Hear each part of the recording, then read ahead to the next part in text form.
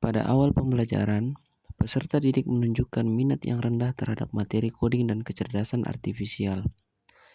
Pembelajaran yang masih berfokus pada buku dan bacaan di handphone membuat mereka terlihat pasif, diam, dan kurang bersemangat.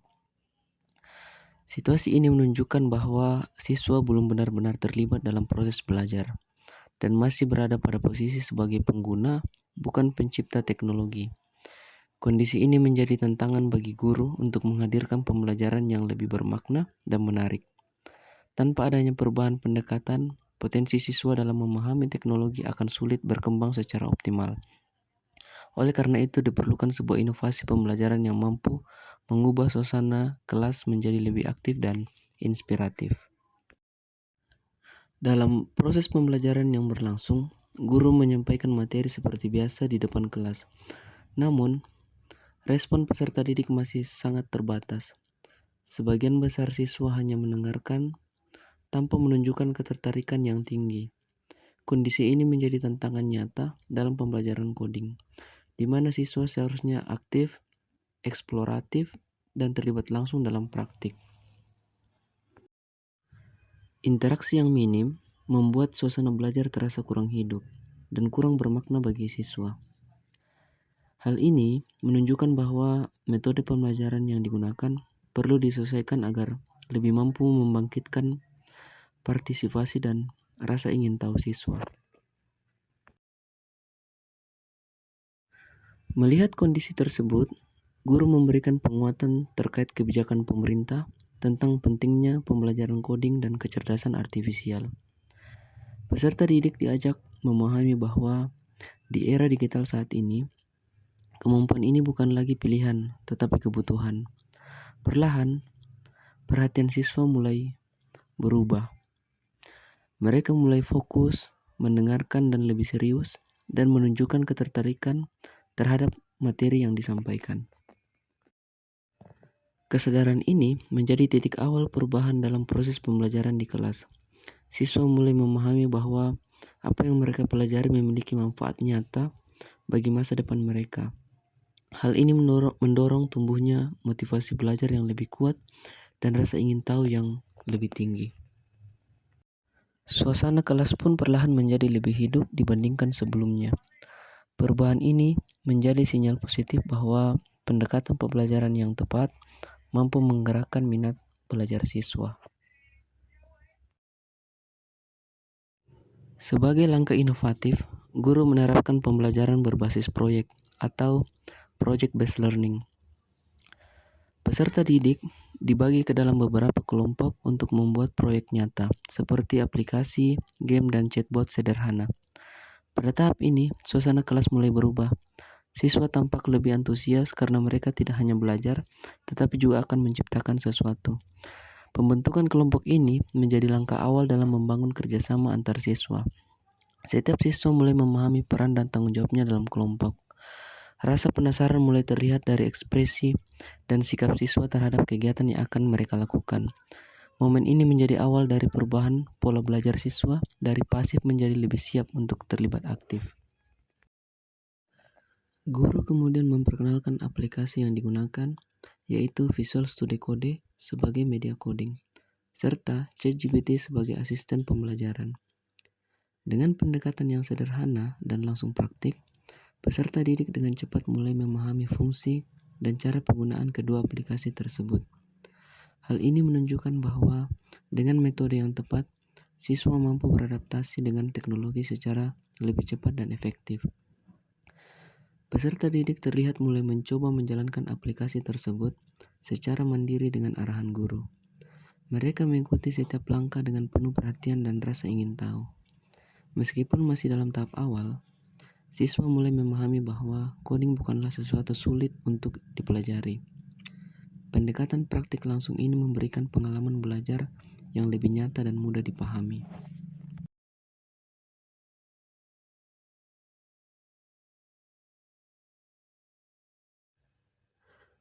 Suasana belajar pun menjadi lebih aktif dibandingkan sebelumnya. Siswa mulai menunjukkan kepercayaan diri dalam mencoba dan menggunakan teknologi yang baru mereka kenal. Pada tahap inti pembelajaran, Peserta didik mulai mengembangkan proyek mereka masing-masing. Mereka memulai dari langkah sederhana seperti membuat folder, membuka aplikasi, hingga mulai menyusun kode program secara bertahap. Dengan penuh rasa ingin tahu, siswa mencoba setiap langkah yang diberikan, meskipun masih terdapat kebingungan di awal proses.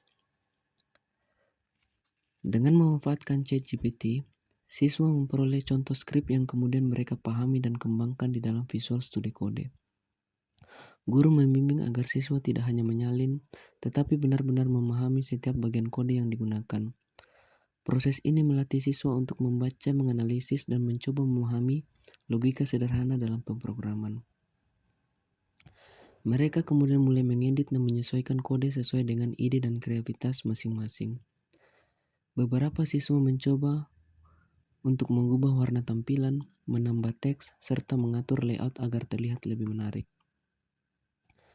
Pada pembuatan chatbot, siswa mulai mengisi data sederhana dan mencoba menampilkan informasi berdasarkan input yang mereka buat. Proses pembelajaran berlangsung secara bertahap dan penuh eksplorasi. Siswa belajar mulai proses mencoba, melakukan kesalahan, dan memperbaiki kembali kode yang mereka buat.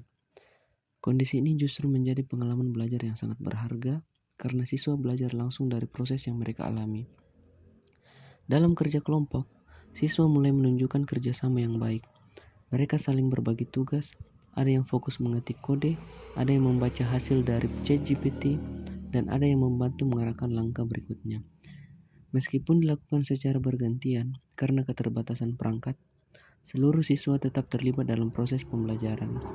Melalui tampilan layar yang ditampilkan ke depan kelas, seluruh siswa dapat melihat dan belajar dari hasil kelompok lain. Hal ini menciptakan suasana belajar terbuka di mana siswa tidak hanya belajar dari kelompoknya sendiri, tetapi juga dari kelompok lain. Seiring berjalannya waktu, hasil kerja siswa mulai terlihat. Mereka berhasil menyelesaikan berbagai produk digital sederhana seperti aplikasi, kalkulator, game, dan chatbot berbasis data siswa. Setiap kelompok menunjukkan hasil yang berbeda sesuai dengan kreativitas dan ide yang mereka kembangkan. Kebahagiaan terlihat jelas dari wajah peserta didik. Mereka mulai mencoba menjalankan aplikasi yang mereka buat, bahkan memainkan game yang mereka hasilkan sendiri. Momen ini menjadi pengalaman yang sangat berharga bagi siswa, karena mereka tidak hanya memahami teori, tetapi juga mampu menghasilkan karya nyata. Lebih dari itu, rasa bangga mulai tumbuh dalam diri siswa. Mereka menyadari bahwa dengan usaha dan bimbingan yang tepat, mereka mampu menciptakan sesuatu yang sebelumnya mereka anggap sulit. Pembelajaran ini tidak hanya meningkatkan keterampilan, tetapi juga membangun kepercayaan diri siswa dalam memahami tantangan di era digital. Peserta didik mulai membuka chatbot yang mereka buat dengan penuh rasa penasaran. Mereka mencoba memasukkan foto dan melihat bagaimana sistem menampilkan informasi yang telah mereka susun. Keberhasilan ini membuat siswa merasa bangga karena mampu menyelesaikan proyek yang sebelumnya terasa sulit. Selanjutnya, siswa mulai membuka game yang telah mereka kembangkan bersama kelompoknya. Mereka mencoba memainkan game tersebut secara bergantian dengan penuh antusias. Tawa dan kegembiraan terlihat sangat saat mereka berhasil menjalankan game dengan baik. Beberapa siswa bahkan mencoba memperbaiki dan memainkan ulang game mereka untuk mendapatkan hasil yang lebih baik. Pengalaman ini menjadi bukti nyata bahwa belajar coding dapat menjadi kegiatan yang menyenangkan dan bermakna bagi siswa. Salah satu peserta didik kemudian mempresentasikan hasil karyanya di depan kelas. Ia menjelaskan proses pembuatan serta fungsi dari skrip yang telah dibuat. Hal ini menunjukkan peningkatan kepercayaan diri serta pemahaman siswa terhadap materi yang telah dipelajari. Senang karena saya bisa membuat game dan aplikasi sendiri. Saya senang bisa belajar coding karena saya bukan lagi pengguna, tetapi sudah menciptakan game sendiri.